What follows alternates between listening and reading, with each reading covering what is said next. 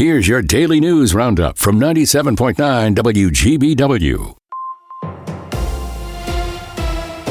From the 97.9 WGBW newsroom, I'm Connie Fellman with this local news update. If your giving spirit has been rekindled by the holidays, now's a great time to think about giving the gift of life by donating blood. As people focus on family, deal with winter weather, and travel, blood donations tend to drop around the holidays. Scott Martyr from the American Red Cross says data shows only about 3% of eligible Wisconsinites give blood. The need for blood is constant. Every 2 seconds, someone in this country needs a blood transfusion. And it could be for any one of a bunch of reasons. People battling cancer, mothers who are facing complications during childbirth, or accident victims who need emergency surgery. The Red Cross urges donors during the holiday months to come out and donate. If you've ever been curious about where your blood goes or how it's used when you donate, now there's even a way to track that using the Red Cross app. Health workers say the process to give blood is simple, and it only takes about an hour.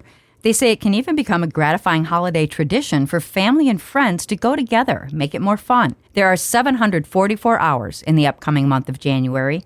Red Cross workers say setting aside just one of those hours to donate blood can save a life. To find a blood drive or appointment time here in Wisconsin, just go to redcrossblood.org. The Packers will close out their regular season in Minnesota this weekend. Kickoff is set for noon on Sunday, January 4th. The Packers are locked into the NFC's 7th and final playoff seed, regardless of whether they win or lose against the Vikings. The Vikings are eliminated with an 8-8 record. Right now, about 1 million Wisconsin kids are on winter break. The holidays are supposed to be a jolly time, but when young people are already in crisis, they can be especially vulnerable this time of year.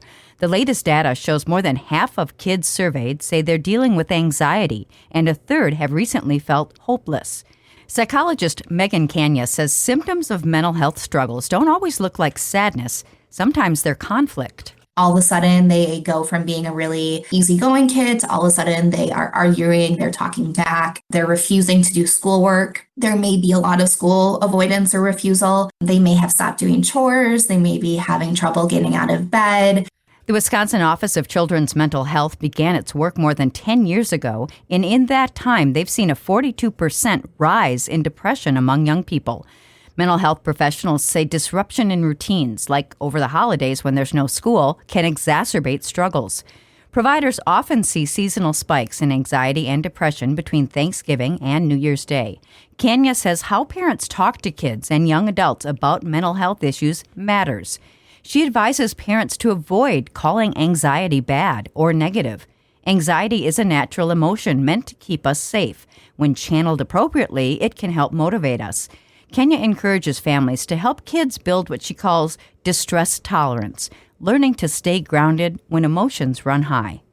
With news at the top and bottom of the hour all day and on demand anytime at WGBW.FM, I'm Connie Fellman, 97.9 WGBW News.